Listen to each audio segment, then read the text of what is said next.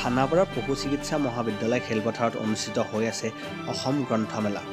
বিশিষ্ট লেখিকা ডক্টৰ হিমা বৰুৱাৰ গ্ৰন্থসমূহ গ্ৰন্থমেলাৰ ভাষা প্ৰকাশন, বান্ধৱ, পথাৰ পাব্লিচাৰ্ছ, বৰ্ণ, চন্দ্ৰ প্ৰকাশনকে ধৰি বিভিন্ন বিপণীত উপলব্ধ।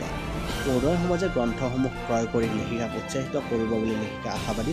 লগতে এই বছৰৰ বহু চৰ্চিত কিতাপ ডক্টৰ হিমা বৰুৱাৰ ৰচনা সমগ্ৰ গ্ৰন্থখনে সাহিত্য জগতত পাঠক সমাজৰ মাজত যথেষ্ট সমাদৃত হোৱা পৰিলক্ষিত হৈছে।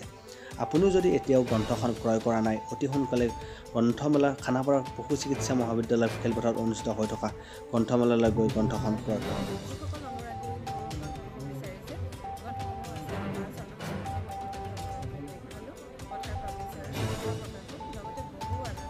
হাই, গ্ৰন্থপ্ৰেমী ৰাইজক মই জনাওঁ যে ৰেখা প্ৰকাশন, বনলতা প্ৰকাশন, ভাষা প্ৰকাশন, বৰ্ণ প্ৰকাশন, চন্দ্ৰ প্ৰকাশন, জ্যোতি প্ৰকাশন আগবাগ প্ৰায় 10-12খন বিপণীত আমাৰ গ্ৰন্থ উপলব্ধ হ'ব। আৰু যিসকল নৱপ্ৰজন্মৰ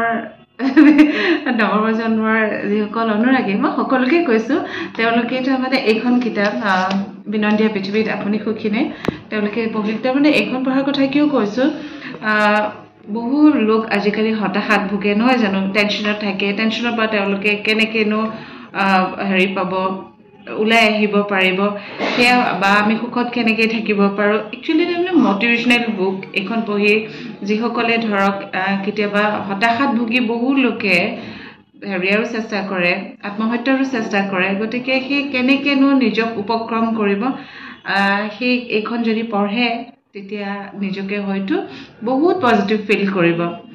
এই গোটেইকেইখন মোৰ গোটেইকেইখন গ্ৰন্থই উপলব্ধ হ'ব। প্ৰত্যেকটো যিকেইটা প্ৰকাশনৰ নাম ক'লোঁ, গোটেইকেইটা প্ৰকাশনতে। লগতে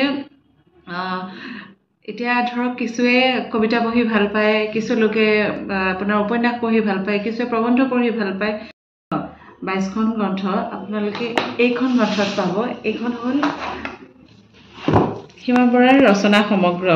ৰচনা সমগ্ৰত আপোনাৰ আছে বিনন্দীয়া পৃথিৱীত আপুনি সুখীনে, পৃথিৱীৰ চকুলো, উপন্যাস আছে আপোনাৰ ইয়াতে 7খন, প্ৰবন্ধ আছে 4খন, আধ্যাত্মিকতাৰ গ্ৰন্থ আছে, আখলৰ জ্যোতি যিসকলে ভাল পায় আখলৰ জ্যোতি আছে, সম্পৰ্ক কেনেকৈ ধৰি ৰাখিব পাৰি, সুসম্পৰ্কৰ গোপন মন্ত্ৰ, তেনেকুৱা কেনেকুৱা টিপছ দি পেলাই ধৰক আমি সম্পৰ্ক এটা ভালকৈ ধৰি ৰাখিব পাৰোঁ, সেই আপোনালোকে সকলোবোৰ এই গ্ৰন্থখনত 22খন গ্ৰন্থ একেখন গ্ৰন্থতে পাব আপোনালোকে।